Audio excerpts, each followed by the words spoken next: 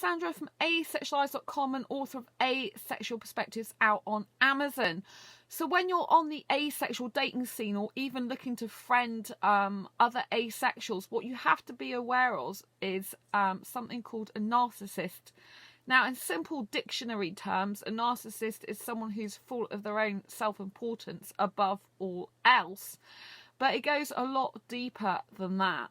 So what are the 12 signs, based on my own personal experience, that you may have been in a relationship, or maybe in a relationship, maybe dating, or maybe friending or friends with a narcissist? Let's take a look. So narcissists, one of the key characteristics I've discovered is they have no empathy whatsoever.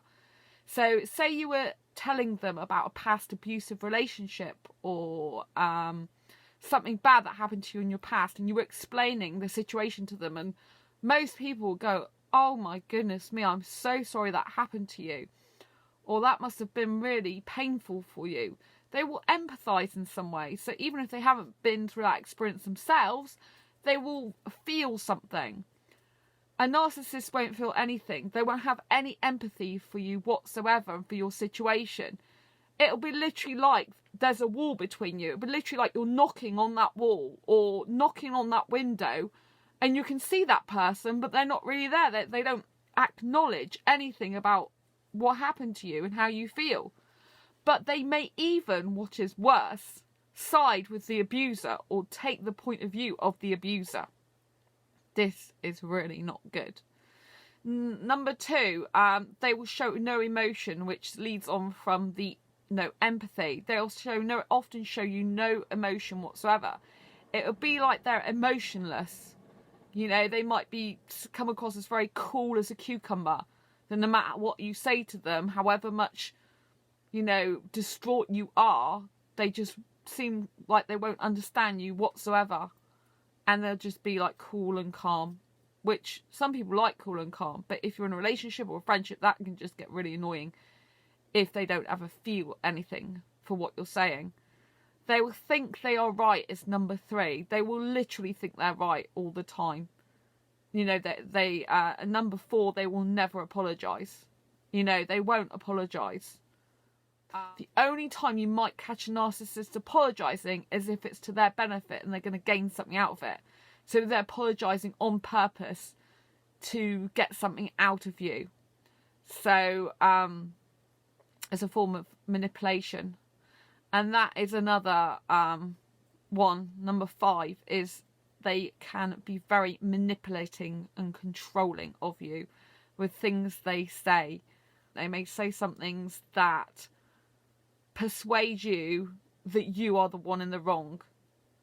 So they will literally try and make you feel bad or that you've done something wrong. And they will also be accusing of you not basically doing something they expect you to do.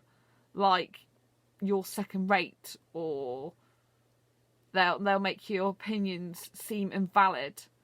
And like you should be doing what they ask or what they say because that's the right thing to do.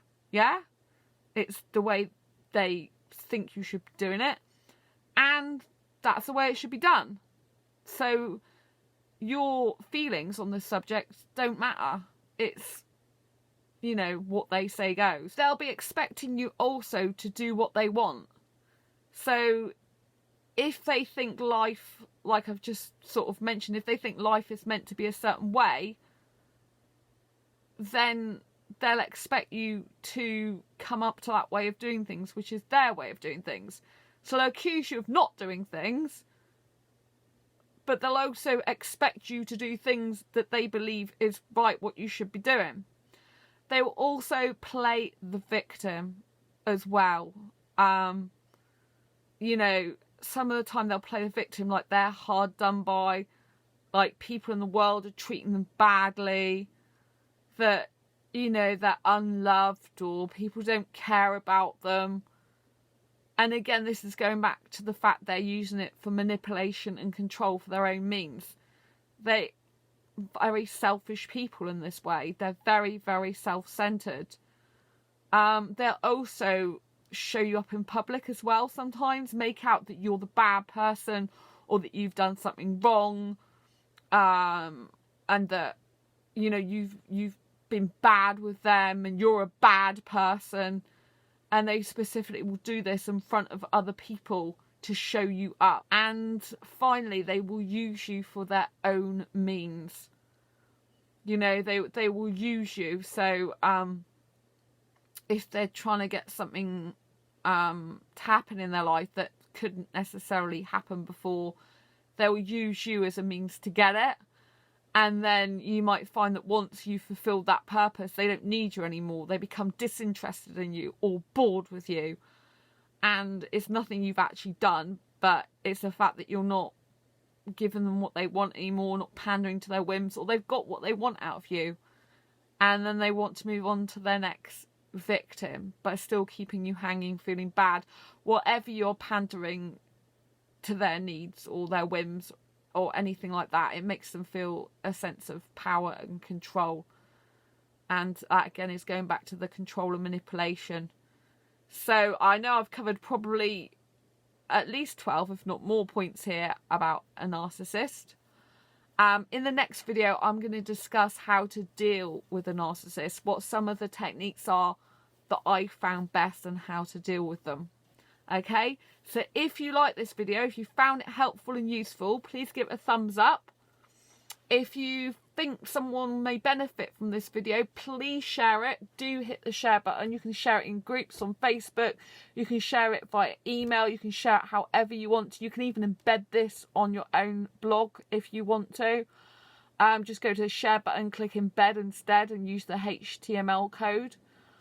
So again, you know, share this. It's really important when you're dating or friending people, especially in the asexual world, because this is what we're really discussing here, isn't it? Forming online relationships with people. It's really essential that you try to not be around these type of people. There's been people in my one of my asexual dating groups that I've kicked out. Well, more than one of my dating groups, more than one of my groups, even my friends that I've kicked out, because they are narcissists. They're controlling and abusive people that I found out that I didn't realise they were in the beginning.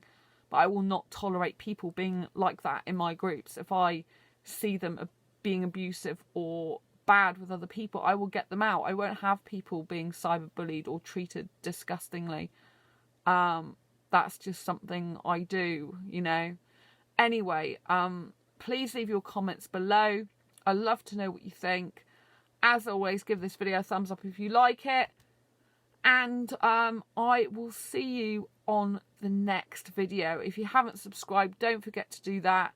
And hit the bell button so every time I post a new video, you get notified. Till next time, embrace your quirky and each other's. Bye-bye.